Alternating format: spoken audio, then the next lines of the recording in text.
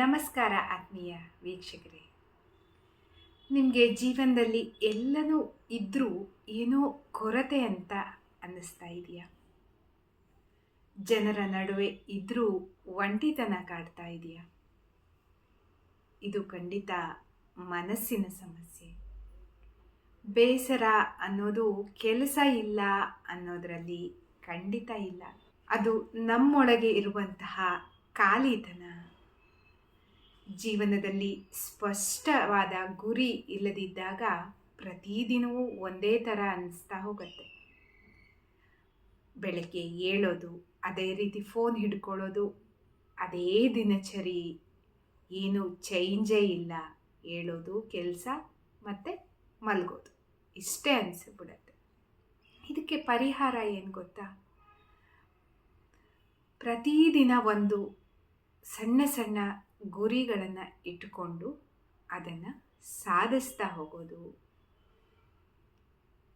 ನಾವು ಸಣ್ಣ ಸಣ್ಣ ಗುರಿಗಳನ್ನು ಸಾಧಿಸ್ತಾ ಹೋದರೆ ಅದರಲ್ಲಿರುವ ಸಂತೋಷ ಏನು ಮಾಡುತ್ತೆ, ನಮ್ಮ ಬೇಸರವನ್ನು ಕಡಿಮೆ ಮಾಡಿಕೊಳ್ಳೋದಕ್ಕೆ ಸಹಾಯ ಮಾಡುತ್ತೆ. ನಾವು ಹೆಚ್ಚಾಗಿ ಬೇರೆಯವರ ಜೀವನವನ್ನು ನೋಡಿಬಿಟ್ಟು ಕಂಪೇರ್ ಮಾಡ್ಕೋತೀವಿ. ಅವರು ಚೆನ್ನಾಗಿದ್ದಾರೆ, ನನಗೆ ಮಾತ್ರ ಹೀಗೆ ಅಂತ.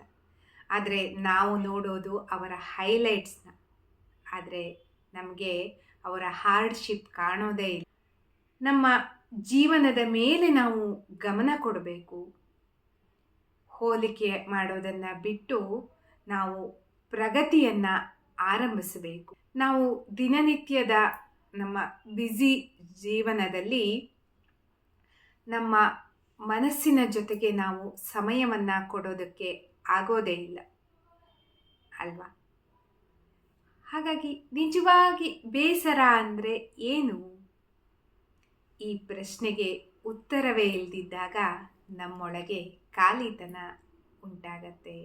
ಇದರಿಂದ ನಮಗೆ ಬೇಸರ ಬರುವಂಥದ್ದು.